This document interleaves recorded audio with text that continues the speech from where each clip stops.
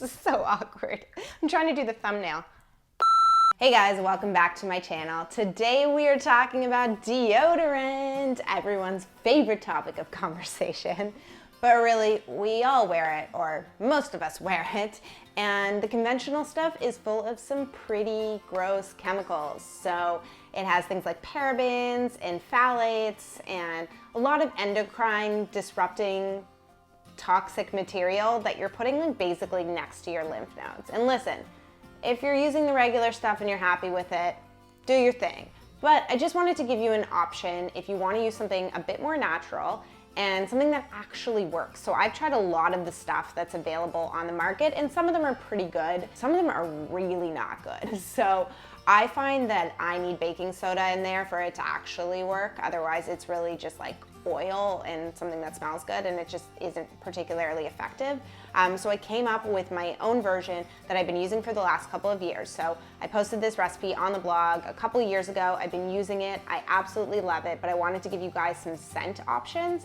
So I'm gonna walk you through how to actually make the deodorant, and then I'm gonna show you two different like scent profiles that you can use. And if you have a scent that you really like and you're familiar with essential oils, then by all means, like, use what you like and that you're familiar with, and you should be good to go. So let's jump in, I'll show you how to make it. So for this recipe, you're gonna need some shea butter, some coconut oil, some baking soda, and some arrowroot powder, and then your essential oils. And you can grab all of this from a health food store or off Amazon, and we'll chat about the essential oils in a little bit. And then you're gonna need some vessel for your deodorant. So I personally prefer a mason jar, and then you can also use a traditional deodorant bottle. So you're gonna fill a pot a couple inches high with some water. I totally left my blender in the sink, whoops. And then you're gonna bring that to a boil, and you're gonna add a mason jar into the water. So it should go about a couple inches high on a mason jar. Then you're gonna add your coconut oil to the mason jar. So you're basically melting your coconut oil, and then you're adding your shea butter, and both of those are gonna melt together. The coconut oil will actually melt faster than the shea butter, just because that's how it works. But you're gonna stir them together, and eventually the shea butter will melt. Bonus points if you can stare like deeply into it. I swear it goes faster. Just kidding, don't do that. But eventually it will all melt together, at which point you're just gonna turn your stove off, and you're gonna carefully grab your mason jar. Use protection, people. Be safe.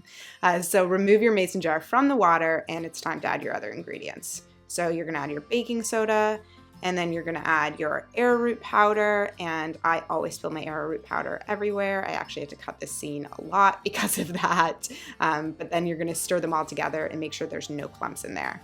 And now it's time to add your essential oils. So one option is the grapefruit and lavender option. It's all in the blog post that I've linked below. Or you can use bergamot and lime, which is my personal favorite. And you can also add a little bit of tea tree, which is super antibacterial, but some people are sensitive to it, so just be cautious with that. But for the bergamot and lime, I add about 12 drops of the bergamot, and then I add about 8 drops of the lime, and that's just sort of the scent profile that I really like. But you can play around if you're more familiar with essential oils. And then you're gonna add it to your vessel. So I use a mason jar. I just find application is a lot more even that way. The traditional bottles work, but it melts really quickly, so maybe store it in the fridge just so it doesn't get all super melty. And then you're gonna pour your deodorant into the mason jar, and then I like to store mine in the fridge for a couple of hours just to harden up.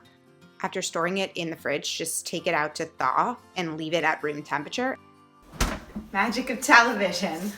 And then to use it, you just grab some with your fingers and rub it in your underarms. And yeah, that's it.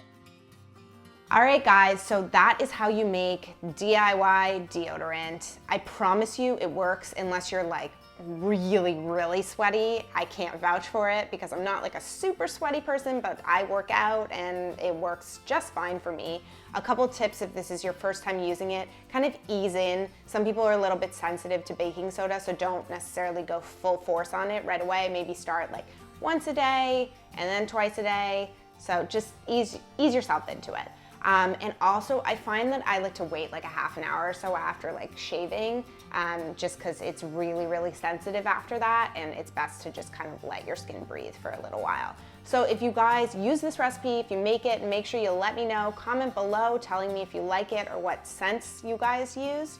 And if you like it, give this video a thumbs up and make sure you subscribe to the channel so you don't miss future DIYs, recipe videos, all that fun stuff. So thank you guys for stopping in today, and I hope you are smelling fresh. That was so weird. Oh God, that was super weird. Yay for deodorant. Okay, I gotta go. This is getting weird. Bye.